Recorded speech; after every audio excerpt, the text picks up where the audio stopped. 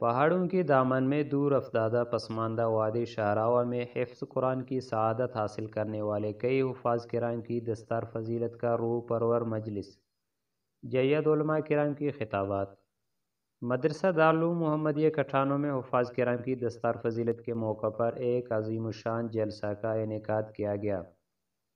جسے جمعیت علماء اسلام پاکستان کے سرپرست مولانا قمر الدین، جمعیت علماء اسلام تحصیل خضار کے نائب امیر مولانا محمود غزنوی،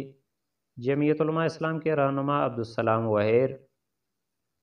مولانا عبدالحمید ہارونی، مولانا عبدالحلیم مینگل فیروز آبادی، مولانا نور اللہ سمانی، مولانا مہر اللہ، مولانا عنایت اللہ شاوانی،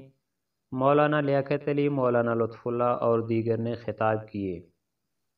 شاعر جمعیت حافظ غلام اللہ اپنے مخصوص انداز میں حمد باری تعالیٰ، نعت رسول مقبول صلی اللہ علیہ وسلم اور مدرسہ کی شان میں نظم، جبکہ شاعر علی احمد حسانی اور شاعر علی اکبر نے نظم پڑھ کر مجلس کی رونق کو دوبالا کر دیا اور قاری عبداللہ قرآن مجید کے بہترین انداز میں تلاوت کی۔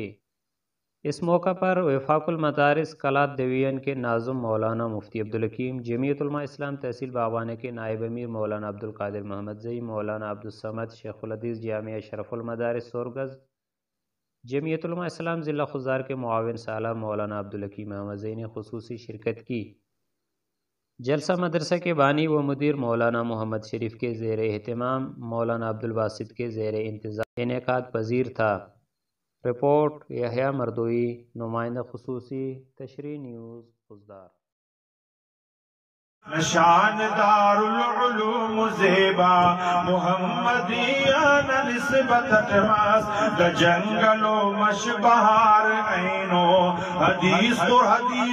قرآن برکت ٹماس دا جنگل و مش بہار اینو حدیث و قرآن برکت ٹماس اذان نابس سواری داڑے ہروست ملا قرار داڑے اذان نابس تواری داڑے ہروست ملا قرار داڑے ہراکی مہرت خدان میا